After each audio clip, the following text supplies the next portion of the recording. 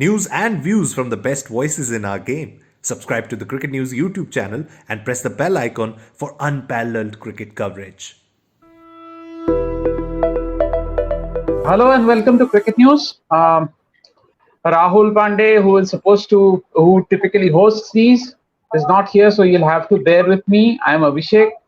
You've probably seen me on Rahul's podcasts, but yeah, this is an uncharacteristic role for me, first time as well. So I hope. And today we have Ankit. Ankit is India's foremost young cricket historians, and today we shall discuss the early days, probably the origins of women's cricket in India, which dates back over a century before India women played their first international match. So, without much ado, I'll just move on to. I'll just pass this over to Ankit.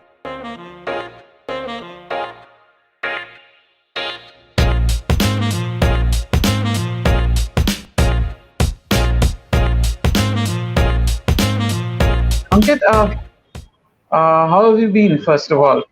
I mean, we have been following your work for a long time. You've been doing phenomenal work in this domain, and it's a privilege to have you on the show.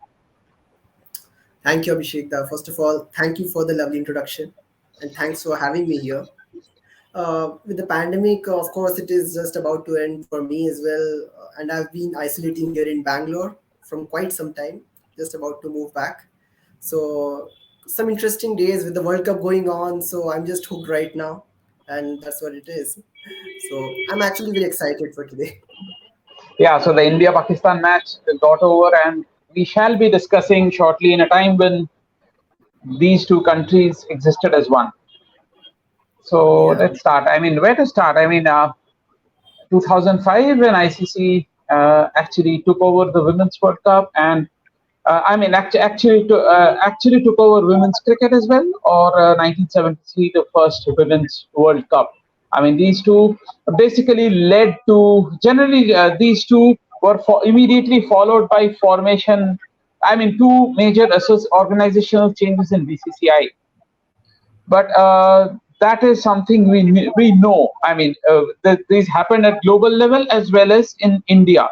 So India for the first time had a women's cricket association, and then in the early 1970s and in the mid 2005, BCCI took over women's cricket at roughly the same time. I mean, shortly after ICC took over, I mean, women's cricket across the world. But women's cricket goes back in India far before that. So just tell us something about the women's cricket in the 1970s, what it was like in the country. Okay, so for me personally, I see the 1973 era, the 1970s era, when the women's cricket came into India in prominence. It is more like an official formality, just like the way in 2005 when the merger happened. The whole setup for Indian women's cricket team, or even in the world, it became more professional. It was a step towards it becoming more professional. The same way when in 1970s India had a women's cricket association, it was just a step towards it being official. Because for me, what I have researched or what I have followed, women's cricket existed much before that, and not that, it also had a basic structure to it. And it would not be wrong to say that some of the women's cricket tournaments at that time, before 1970s, were into decline. So that's a very interesting thing to see, because in 1973, when the WCI was Mhm. formed, even before that, most of the people who were the pioneers, they were playing much before then WCI was formed. So, for example, if we have someone like Diana Adulji, she was playing in 1960s, and LB's Cricket Club, the first Indian cricket club for women, was formed in 1970s. But even before that, we had clubs which people mostly don't know about. Other than that, we had different organizations in Delhi as well. Some clubs were in Delhi, some clubs were in Bombay. India Gymkhana was there. CCI had women playing there. So there were a lot of different people in different places, even in the smaller towns. So, like for example, if we have someone like something like Madhya Pradesh or Central India, there we had some cricketers who were going to the academies with boys, the clubs which were just exclusively for boys. But these girls had so much passion for playing the game, they just went along anyway. And of course, their parents supported them, so that's why they were there. The 1973, when WCI was formed, it was just another step towards the officialization, just getting it a structure. So, of Yes. course, helped bringing a large boom to the whole women's cricket scene for India. But I feel there is a lot more to it that needs to be explored. Okay, let us. Also, we need to discuss the patrons of women's cricket of this era, because see, I mean, there was no centralized support. Like BCCI was there, but I mean, there was no. I mean, it was mostly small centers across the country. So, and the tournaments were also. I mean, it was in that era. It took tremendous organizational hassle to I mean, it was not easy to organize these tournaments back in the era. Yeah, it So, wasn't. yeah. So, as you mentioned that. There were tournaments that started before independence and continued until what, 1960, 70? Till 1973, before just right before the WCA was formed, there were some tournaments which used to happen annually. So Okay, I'll let us yeah. tell us more about this. So like we know about Roshanara Cricket Club, which is usually the Yes. one we credit for the roots of the BCCI, the ones, Hmm. the place where the BCCI was formed. In 1922, it was formed. By 1927, 29. MCC, yeah, in 1927, MCC toured India, and Yes. we know about this story about how MCC, when they toured India, all the Indian states and whatever matches that were there were lost, except for one match that was a holiday fixture between in MCC and Delhi Ladies Cricket Club. Hmm. That match was played at the Roshanara cricket ground only, and Right. the team was basically Roshanara Ladies Cricket Club. It didn't had an official name until then. It was just called Delhi Ladies Cricket Team. Yes, I So mean, whatever, I mean, I mean, reports mostly refer to it as Delhi Ladies. yeah, but from 1927 to 1940s, this team played, but it was usually against men, against boys. From Okay, 1940s okay. onwards, from 1940s onwards, this thing changed. There was Miranda House, the famous college we had in Hmm. Delhi. So from there, a lot of girls were handpicked. One of them was this girl. Her name was Meena Talwar Khanna. Meena Talwar Okay, Khanna was the wife of Ranji cricketer Nandi Khanna, who used to play for Southern Punjab. So Meena okay, Talwar Khanna, she was just 14 years old before she came to Delhi, and she started playing for a club of Delhi. That was Roshanara Ladies Cricket Club. They started having an annual fixture with the UK High Commission ladies. So there was an annual fixture every year. It was usually around January, and they used to play one or two matches, and it's played for a trophy called Sir Terence Stone Trophy. okay. So, was this a fixture between a team of Indian women against a team of British women? Yes, it was between a team of Indian women Okay, and British women. And interestingly, most of the times Indian women won against the British women. So the record was somehow 19-4 by the time 1970s came. And it was regularly covered till 1973. From 1941 to 1973, Meena Talwar played in every fixture of the trophy. And she was oh, wow. famously called as Demon Meena by the UK High Commission ladies because she was a fast bowler, and the pace that she used to get, the kind of lift that she used to get from the pitch was very no, it was very daunting for the UK High Commission ladies. And there was this thing where they wanted Meena to not play against them. So they brought a rule by the end of 1960s. They tried to bring a rule where they said that girls who are the age of below 18, they should not play in this trophy, so that Meena can't, be eligible for this trophy. Of course, there was a lot of protests from Miranda House and other people, and Meena ultimately played. And that was the thing. I had the privilege of talking to Meena ji, and she actually still plays golf. She plays, and she plays a lot of sports. Wow. She actually represented India in the Asian Games in 1952. So she was also a very good player In of javelin in in Asian Games, the in Delhi Asian Games. what event? She participated in athletics. She participated in javelin. So different Okay. kinds of sports. She was not Yeah. just a cricket player. She played a lot of different games. Shirin Kiash of her era. I'm sorry. Can we call her the Shirin Kiash of her era? Yeah, we can certainly call her that. Because just for the audience, Shirin Kiash represented India in cricket, basketball, and hockey. So she is still probably the only one who has played for India in three sports. Wow. So, And just to add on to another thing, Meena Talwar Khanna's mom, she also used to play cricket before her. So for the Roshnara oh, Ladies Cricket Club, the matches that used to happen between men and women, we know about mhm, those, fixtures between men and women, where men used to play left-handed, and there was a certain advantage for women to play. mhm. Uh, in those matches, Meena Talwar Khanna's mom used to play, and she used to play from 1920s to 1940s before Meena took up the game. That was Okay, we have reached the 1920s now. But we were in the 1920s. I mean, we were discussing the Delhi ladies, which was 1920s. So, yeah. So, can we go further back?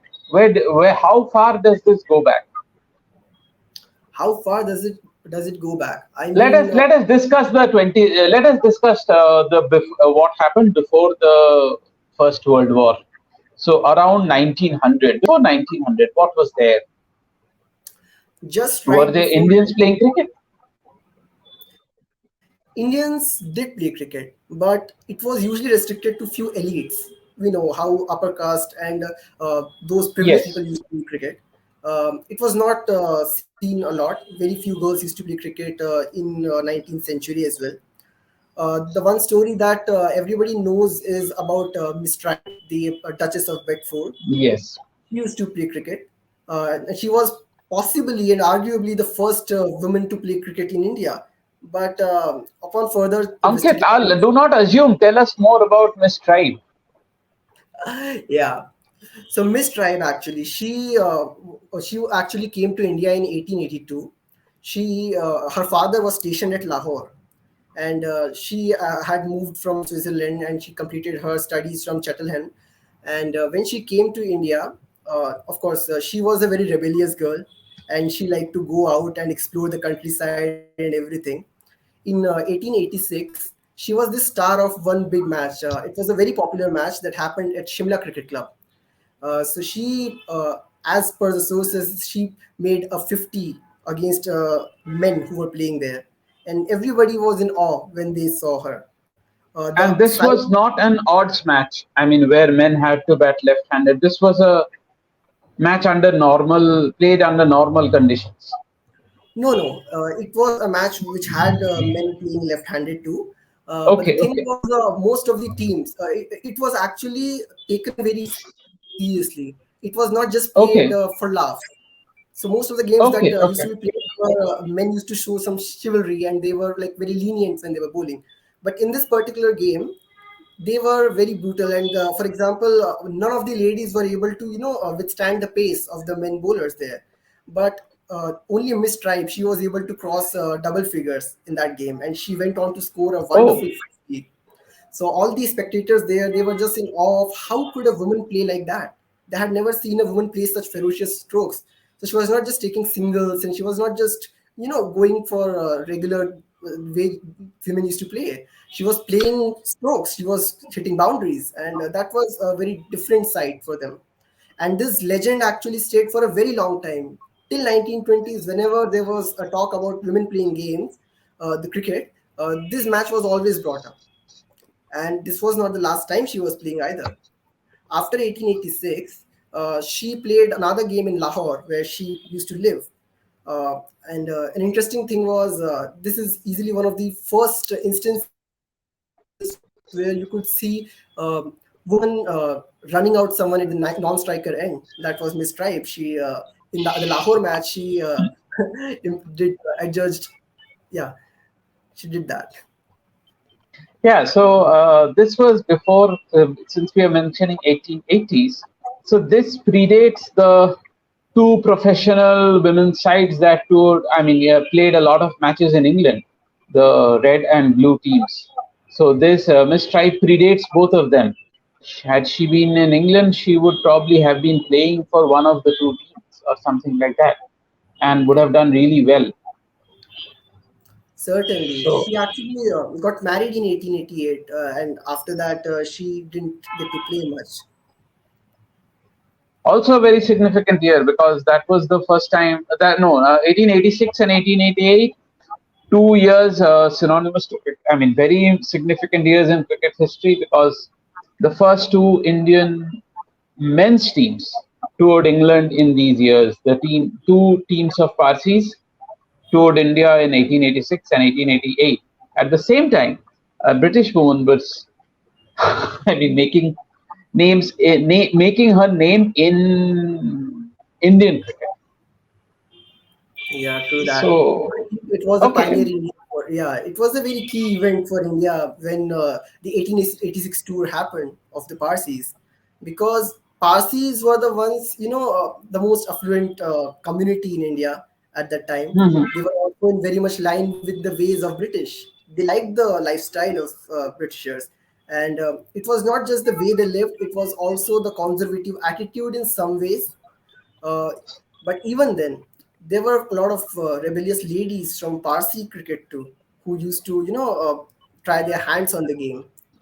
So that was another interesting thing to see, because if we just look at the elites, the one name that comes to my mind before was Dame Rajkumari Amrit Kaur, who played much later in England.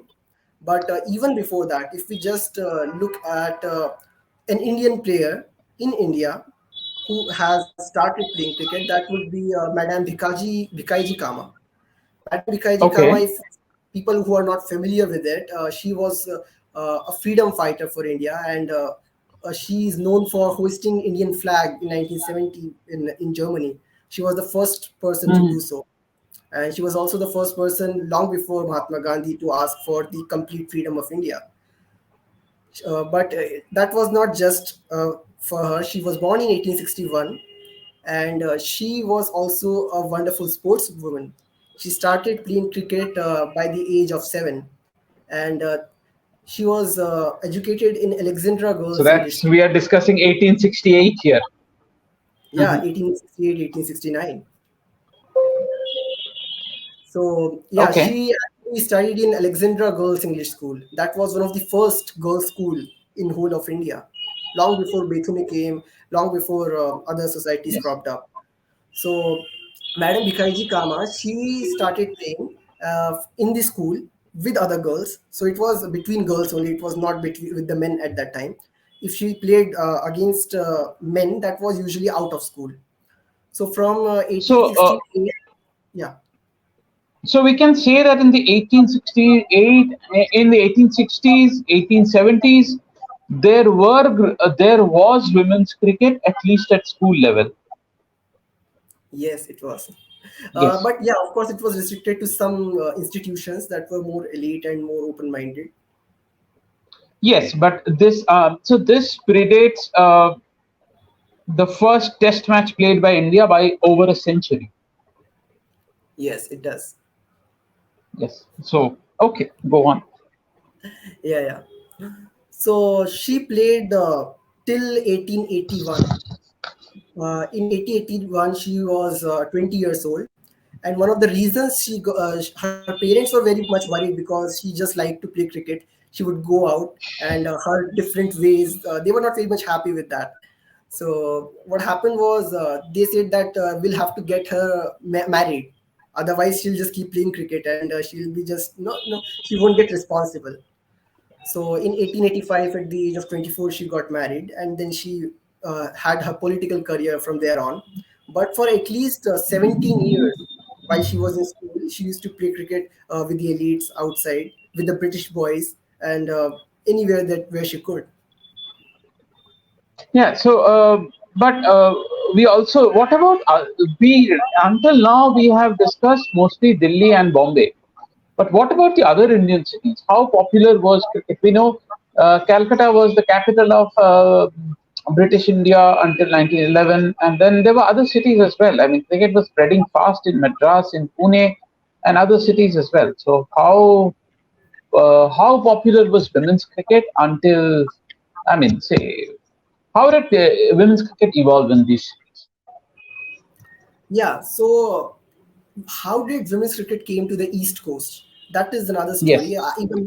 Even if you think of Calcutta, it is of course it was a center for cricket. But it Mhm. was very interesting to see that women's cricket arrived much later there.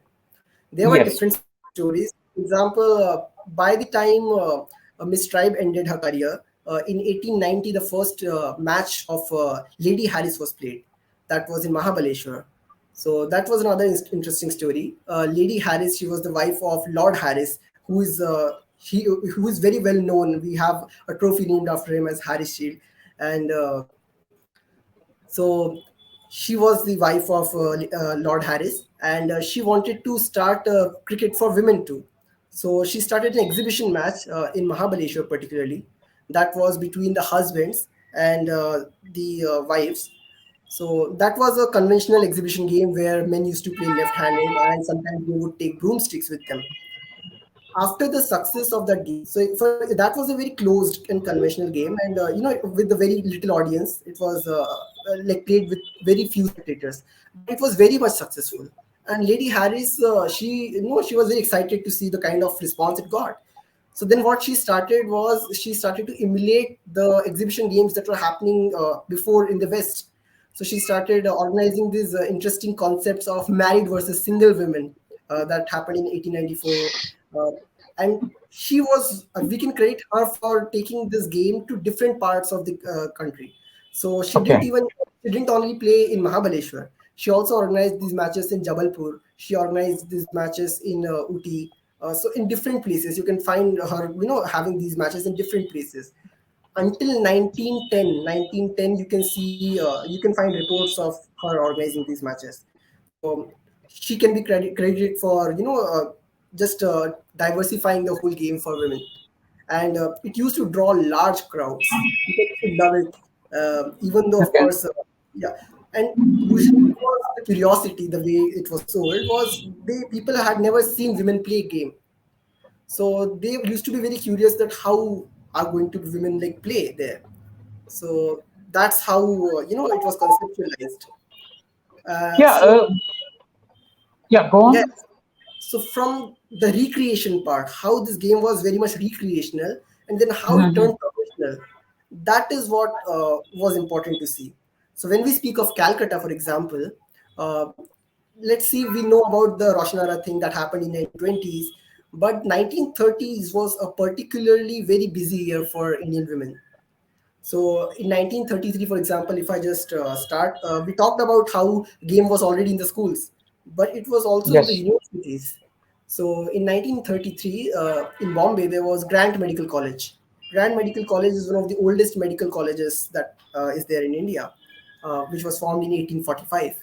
There in 1933, Perin Kavas Mullah Feroz, she was also a Parsi. She is also credited for revolutionizing the treatment of cerebral palsy in India. She was Okay. graduated from Grant Medical College from 1933, and she led the team of Indian women. She captained the Indian women team against another team of medical students of Bombay in 1933. So that was one of the earliest instances where you could find women's cricket being played at the university level. Yeah, and also yes, I mean, and this was a very eventful decade. I mean, It is very difficult to imagine how all this happened, because this was a very important and very what do you say? I mean, a decade of turmoil in Indian politics. It was 1930s. I mean, far Yeah, from peaceful. true that. You Yeah. could So. see the involvement of British in that.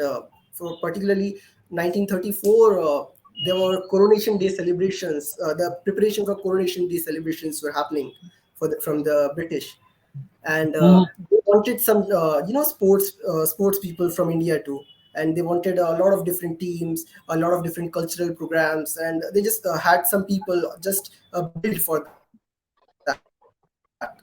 So there was this report in 1934 where the Athletic Union Club of Calcutta at that time wanted to organize a team for Indian women's cricket. They wanted to send it to the British Coronation Day celebrations. So Okay. there were a lot of reports of that in Bombay Chronicle, and but they were not able to get funds for that. Some years passed by, at least 1936, 1937, and this news was always there. It used to keep coming again and again. But there were financial issues which were not being like sorted. At that point of time, Maharaja of Santosh came up. Maharaja of Santosh approached the body, and he said that he's going to finance the whole tour to England. That Mhm. was that was to happen in 1937. So it is safe to say that by the time when international women's cricket had started in England and Australia, the West knew that Indian women used to play cricket because there were invitations for that, Yes. Yes. and there were reports about that.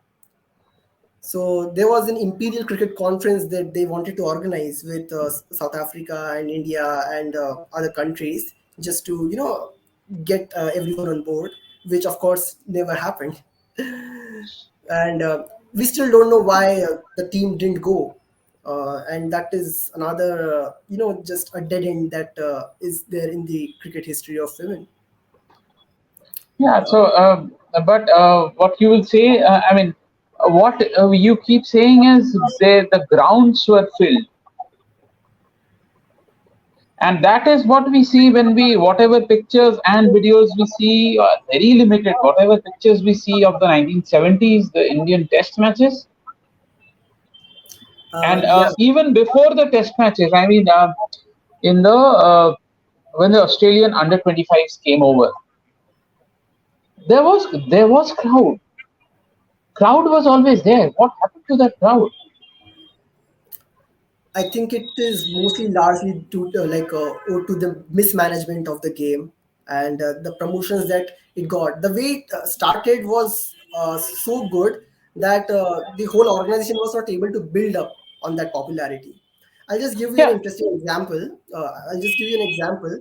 When in 1973, first nationals happened, April 1973, first nationals Mhm. happened in Pune. The second national happened at Varanasi in the same year in December. Yes. In the same year, two nationals happened. When the second national in Varanasi was happening, at the same time in December, on the same dates, another championship was happening of women in Delhi, a Delhi Women's Cricket Oh. Championship. Yeah, and there were two teams playing. For example, there were two teams of Delhi in nationals and in Delhi championship. There was two teams of UP playing in nationals and championship. There was Okay. Punjab, there was Haryana, and there was Chandigarh and MP.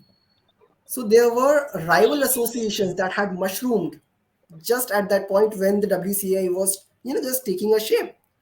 So when we talk about depth, when we talk about a lot of these things, there were people who were just there were so many takers of the game that there was a lot of infighting happening when it started. But of course, Yes. Yes. right now we know that the Delhi Championship was a rival association championship, and it was deemed unofficial because they were not Mhm. affiliated to WCAI. And the crowd was immense, and there was celebrations.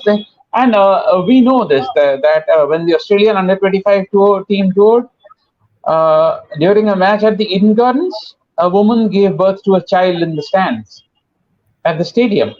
So that was the dedication of the fans. I mean, and expecting women basically went to watch the match. And the Australian team doctor helped, as far as I remember, in the childbirth.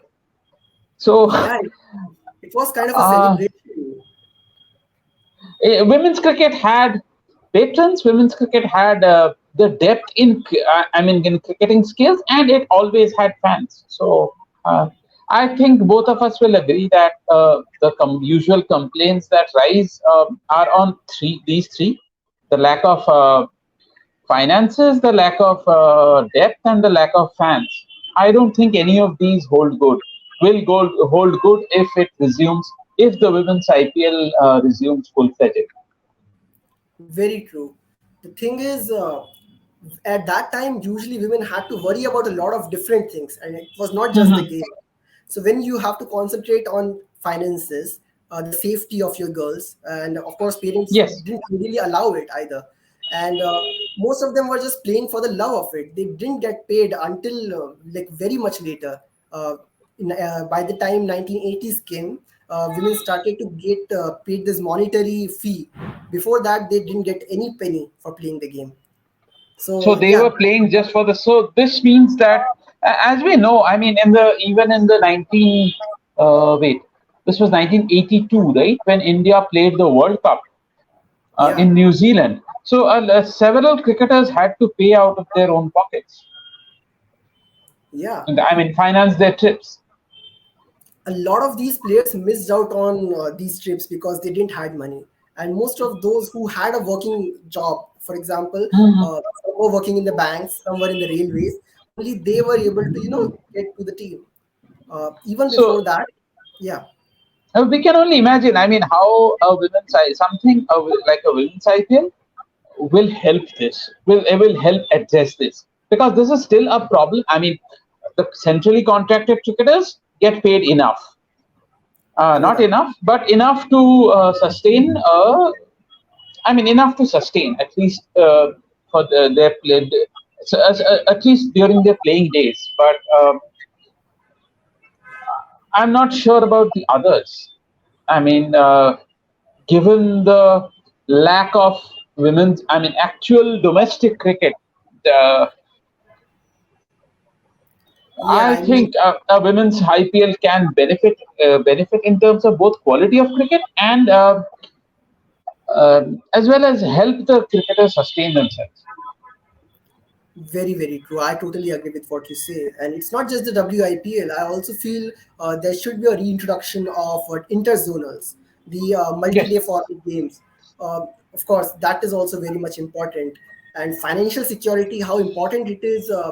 Before 1982, uh, Indian women didn't play an international series for at least 4 years. From Hmm. 1978 World Cup to 1982 World Cup, they didn't had a official international series. Of course, there was this one series against Young England in 1981, but before that and after that, there was nothing. So Yeah, they wanted to have a team of New West Indies and Pakistan, but it fell through because even those boards didn't had money and had a lot another complications. So we notice these gaps throughout the history of Indian cricket. Basically, there is a gap in the say from 1986 to 1992 or thereabouts. Then again between 1995 and 1999, India played very less cricket, apart from that one World Cup. So essentially, there are these huge gaps in the history of India women's international cricket. And that had a lot to do with organizational challenges, financial challenges. But now I believe the BCCI can help address that given its financial base. yeah, I mean, the merger actually did a wonderful thing for India when it Mhm. BCCI came over. Is that in last, for example, say 15 to 16 years, we have seen uh, there haven't hasn't been a season like if we just take out the pandemic one, India always had some matches to play in every year. But before that, there were large glaring gaps. We have seen, like you mentioned, between 1986 to 1991. A lot of these players, the top build players, like for example Sandhya Agrawal, she had to take up odd jobs. She started taking Yes. tuitions in her city. So they had to take these tuitions, they had to do these odd jobs.